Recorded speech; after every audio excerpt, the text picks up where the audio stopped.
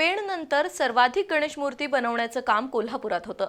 अत्यंत सुबक, आकर्षक आणि अगदी 1 फुटापासून ते 21 फुटापर्यंतच्या गणेश मूर्ती कोल्हापुरात तयार होतात।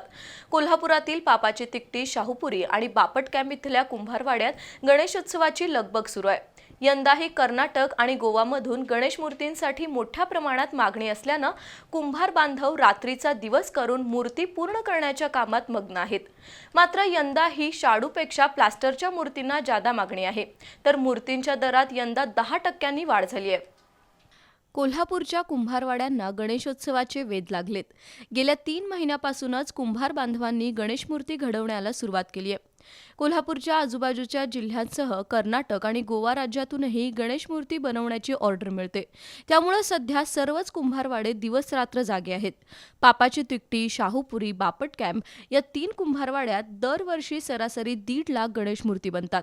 अगदी 1 फुटांपासून 20 फुटांपर्यंत कोल्हापूरचे कारागीर गणेश मूर्ती बनवतात। त्यातून शेकडो कुटुंबियांना रोजगार मिळतो। कोल्हापुरातील पापाची तिकटी इथल्या कुंभारवाड्यात साधारण 5 फुटांपर्यंतच्या गणेश मूर्ती घरोघरी बनवल्या जातात, तर शाहूपुरी इथल्या कुंभार गल्लीत 8 ते 10 फुटांपर्यंतच्या गणेश मूर्ती बनवण्याचं काम सुरू होतं। मार्केट यार्ड समोरील बापट कॅम्पमध्ये सर्वात जास्त प्रमाणात गणेश मूर्ती बनवल्या जातात। मोठमोठी शेड उभारून इथं गणेश मूर्ती बनवण्याचे जणू कारखानेच आहेत। प्लास्टर ऑफ पॅरिसच्या गणेश मूर्ती बनवण्यासाठी प्लास्टर, नारळाचा चोथा, साचा आणि पाण्याची गरज असते। हव्या त्या आकाराचा साचा एकदा बनवला की त्यात विशिष्ट प्रमाणात प्लास्टर आणि नारळाचा चोथा मिसळून त्या साच्यातून गणेश मूर्ती तयार होते। सध्या गणेश मूर्ती बनवण्याची लगबग सुरू असून गणेश मूर्तीच्या किमतीमध्ये गेल्या वर्षीपेक्षा 10 ते 15% वाढ झाली आहे। आमच्या इथून स्वतः मूर्त्या गोव्याला असतात, कर्नाटकामध्ये असते आणि शेवट म्हणला तर हैदराबादपर्यंत आपल्या इथं मूर्ती जाते। जवळपास आमची एक 100 मंडळं आहेत। त्यामुळे आता जरासं धावपळ वाढलेली आहे, काम भरपूर आहे, वेळ कमी आहे।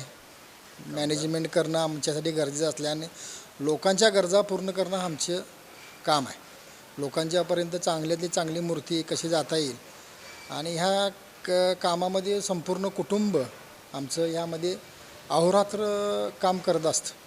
विविध आकारातील आणि रूपातील गणेश मूर्ती बनवणं हे कोल्हापूरच्या कारागिरांचं वैशिष्ट्य आहे।